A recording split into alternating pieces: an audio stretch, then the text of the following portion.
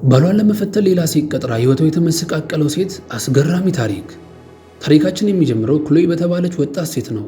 ክሎይ ወንዶችን በገንዘብ የምታስተናግድ ስትሆን ደንበኞቿን በንግግሯና በድርጊቷ እንዴት ማስደሰት እንዳለባት ጠንቅቃ ታውቃለች። በሌላ በኩል ደግሞ ካተሪን የምትባል መካከለኛ ዕድሜ ላይ የምትገኝ በካናዳ ቶሮንቶ ውስጥ የምትኖር ስኬታማ የሴቶች ሐኪም አለች። ካተሪን ከቢሮዋ መስኮት ቁልቁል ስትመለከት ክሎይ ከተለያዩ ወንዶች ጋር ወደ ሆቴል ስትገባ በተደጋጋሚ ታስተውላታለች።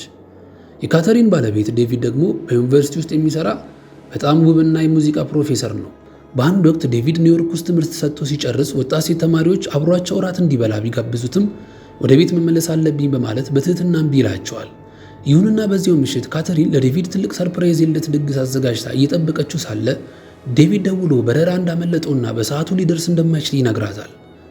በማግስቱ ጠዋት ካተሪን የልጇን ክፍል ስትከፍት ልጇ ማይክል ከሴት ጓደኛዋ ጋር አብሮ እንዳደረና አባቱ ዴቪድ ይህንን እንደሚያውቅ ትረዳለች።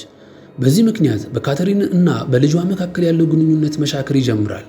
ነገር ግን ትልቁ ቀውስ የሚፈጠረው ካተሪን በባለቤቷ ዴቪድ ስልክ ላይ ከአንዲት ወጣት ሴት ተማሪ የተላከ ስለ ትናንት ምሽት አመሰግናለሁ የሚል ጽሑፍ መልእክትና ፎቶ ስትመለከት ነበር። በዚህ ጊዜ ካተሪን ባለቤቷ በእሷ ላይ ሌላ ሴት ደርቦ እየተጫወተባት እንደሆነ ሙሉ በሙሉ ትጠረጥራለች። ጥርጣሬዋ እረፍት የነሳት ካተሪን ወደ ሆቴሉ ባር በመሄድ ያችን ወጣት ክሎይን ታገኛታለች። ክሎይ ጠዋት ላይ ዴቪድ ወደሚሄድበት ካፌ እንድትሄድና የባሏን ታማኝነት እንድትፈትንላት በገንዘብ ትቀጥራታለች። ክሎይም በካፌው ውስጥ ዴቪድን ታገኘዋለች።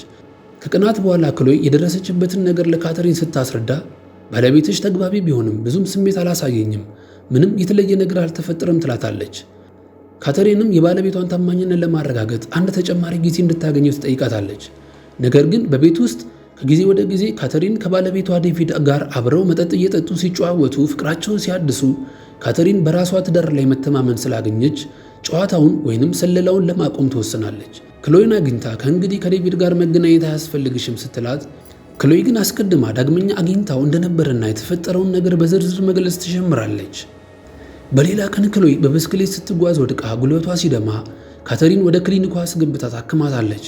በዚያን ጊዜ ክሎይ ከዴቪድ ጋር ያደረጉትን ግንኙነት በዝርዝር ትተርክላታለች።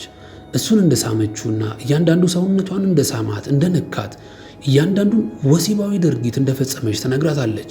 ይህ ታሪክ ካተሪንን ከማሳዘን ይልቅ ውስጣዊ የወሲብ ስሜቷን ይቀሰቅሰዋል። ክሎይ ከዴቪድ ጋር የነበራትን ወሲብ በዝርዝር ስትነግራት ካተሪን በስሜት ትነዳለች። በዚህ መሃል ክሎይ በድንገት ካተሪንን ትስማታለች። ካተሪን በድንጋጤ ጥላት እየሮጠች ትወጣለች።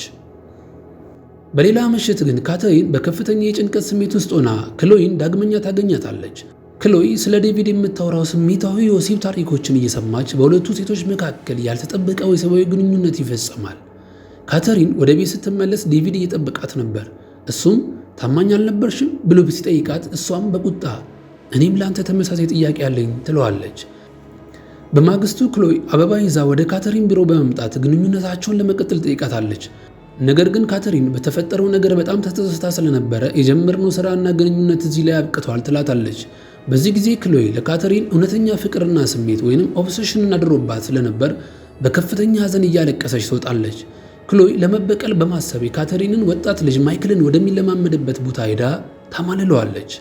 በመጨረሻም ካተሪን ባለቤቷ ዴቪድን በአንድ ካፌ ውስጥ አግኝታ እውነቱ እንዲናገር ስትጠይቀው ዴቪድ ግን ከሷ ውጭ ምንም አይነት ሴት እንደማያውቅ ይነግራታል። በዚህ ሰዓት ክሎይ ወደ ካፌው ትገባለች። ነገር ግን በሚገርም ሁኔታ ዴቪድ ክሎይን በፍጹም አያውቃትም ነበረ። ካተሪን ያኔ ነበር የገባት ክሎይ ከባለቤቷ ከዴቪድ ጋር የተፈጸመው ታሪክ በሙሉ ውሸት እንደነበር።